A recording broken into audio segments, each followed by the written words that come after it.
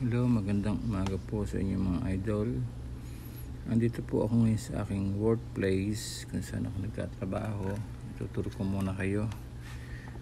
Makita nyo, yan po ang aming mga kainan dito. Yan, ilang-ilang kung tawagin namin kasi alfresco yan.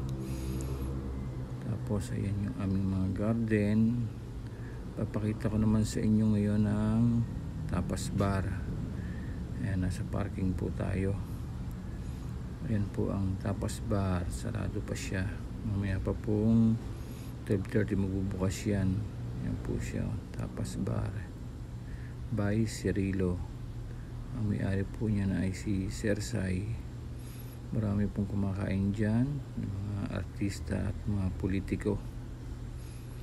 Ngayon po ay pupunta naman tayo sa laundry room kung nasaan yung mga washing at saka yung mga dryer, mga oven na aking nire-repair.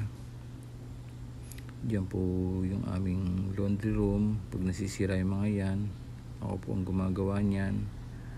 Yan, makikita nyo yung 3 washing at saka 3 dryer. Medyo madilim lang dahil walang patayang ilaw. Yan po, Samsung yan, LG at 3 Whirlpool na dryer, gas type. Yan po ay aking nire-repair pag nasisira. Ito po ang aming housekeeping, si Ate Glenda. Yan po yung mga stocks at mga gamitan namin. Then dadaling ko naman kayo sa aming kitchen. Yan po, dito na ako tumaan sa likod. Yan, parking din po ito ng mga empleyado. And then ito yung aming kitchen, tapas bar, kung saan nagpo-production sila ng mga hinahandang mga pagkain. Order yan. Ayan po si Chef Kurt. Yan, gumagawa siya ng eroplano. Ayan po si Joshua. Yan, tagagawa ng pizza namin na napakasarap. Yan, nagpo-production sila. Mamaya pa po ang bukas. Yan, nagpe-prepare sila ng mga kailanganin. Yan, Chef Kurt. Yan. Tapos ito ay si Chef Arnie. Yan, nagpe-prepare siya ng mga, kung sakaling may mga order na yung customer nakahanda na yung kanilang mga orderin at iinit na lang, luluto, ganyan. Kumbaga yung mga kakailanganin sa pagluluto ay hinahanda na nila para ang customer ay hindi nabibitin kapag sila ay nag-order. Yan po ang aming kitchen, si Joshua. Yan po ang tagagawa ng aming pizza. Ayan, prepare na siya ng mga pang toppings. Yan. Yan po. Yan po ang aming kitchen. Yan mga aming mga stock. And then ito po yung aming mga deep fry. Diyan sila nagpiprito ng kanilang mga chicken, kung ano-ano man ang kanilang dapat iprito. Diyan po yan. Oops, basurahan yan. Ayan po, mayroon silang niluluto sa deep fry namin. Ayan, chicken yata yan, niluluto ni Joshua. Ayan po yung aming, yan, nakaprepare naman. Makikita nyo, bukod-bukod na siya. Para pag may in-order ang customer, dampot na lang ng dampot. Yan, pinapahira ng butter yung bread. Si Chef Arnie yan, Ilonggo na. Ako na migo. Ayan, punta naman tayo. Ayan, si Ate Glenda galing sa laundry room.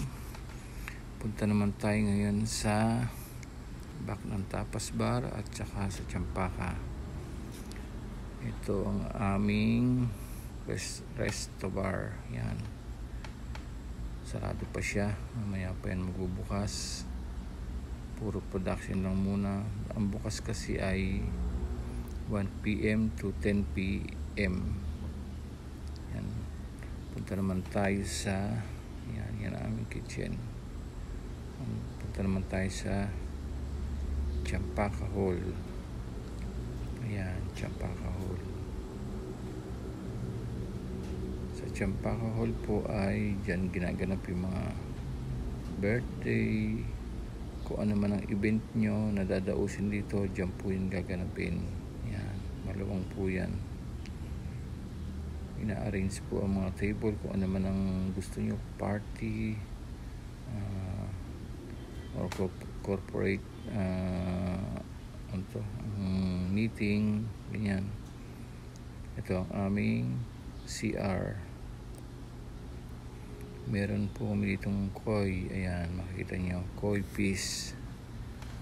Yan, ako din po ang nag-maintain yan. Yan, kasama po yun sa aking trabaho. Yan po, kinakain nila ang water lily. Yan. Yan po siya. Ito ang aming CR. Yan. Panlaki ito ay pang babae. Lalaki, male and female. Yan po yung CR namin na yan. Ito pa yung aming koi fish. Ayan.